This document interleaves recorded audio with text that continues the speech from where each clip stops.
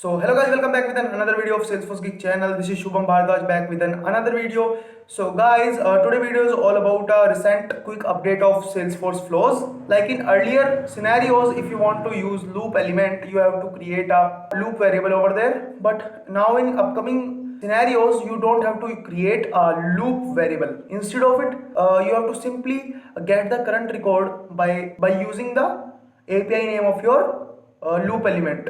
Now what does it mean? When you're using a loop element in your flow, you have two types of variable. One is collection variable and one is loop variable. Now you don't have to need to create a loop variable. So without any delay, let's move back to the computer screen and see how we can achieve this. So first of all, we have to create a new flow. Let's click on new flow. So in this scenario, what we are going to do, we are going to place our flow on the account record page, and we are going to send email to all the child contacts of a particular account. So without any delay, let's start. So first of all, we have to click on auto launch flow, because we are not going to create any screen or anything. We are going to simply generate our flow through a button. So let's click create. After that, what we have to do, we have to simply get the records. So let's give it a label. Let's say all contacts, or we can give more related name. Let's say all related contacts. After that, you have to simply select an object. So let's say contact. Click contact. Now you have to provide a particular condition to filter out your record. So simply I am going to filter through account ID. Let's say account ID, and here I am going to create a variable. Let's say record ID. If you want to use the current record ID of a record, so you have to use this API name. After that, you have to simply click on data type and choose text over there. You have to simply tick the checkbox available for input, because this is the ID who generates our flow, who you can say record ID initiates our flow. Simply click done.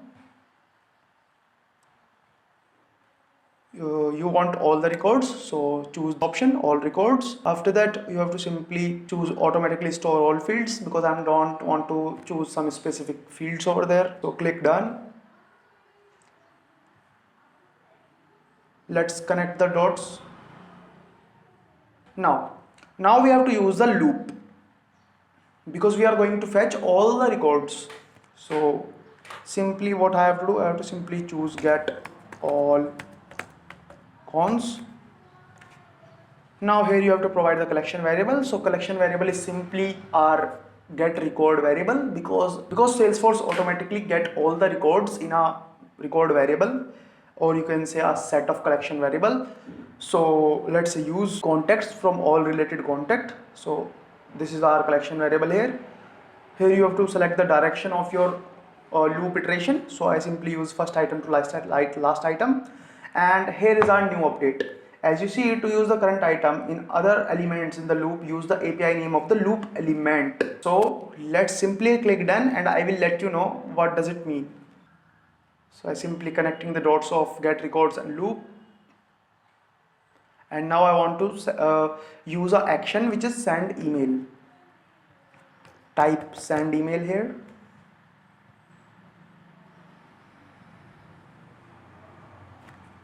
and give it a label. Let's say send email to contact,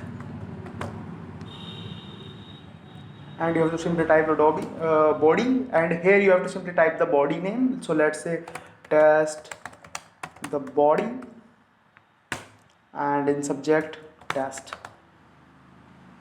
And after that, you have to simply provide email addresses. So here is the update, guys. When we are using the another element instead of flow, so now we have to send email to particular every contact coming into the loop. So here we have to use the API name of our loop.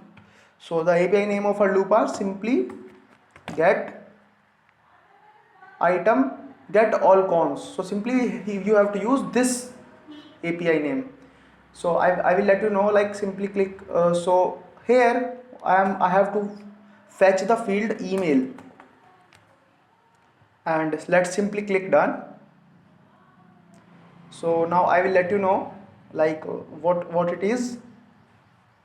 So as you see, when I click on loop, so this is the API name of our get all cons. This is the API name of our loop element. So this is the variable I am using in my action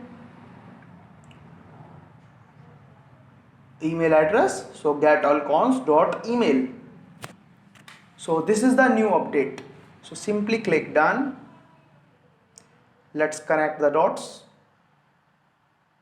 and click done, and again close the loop.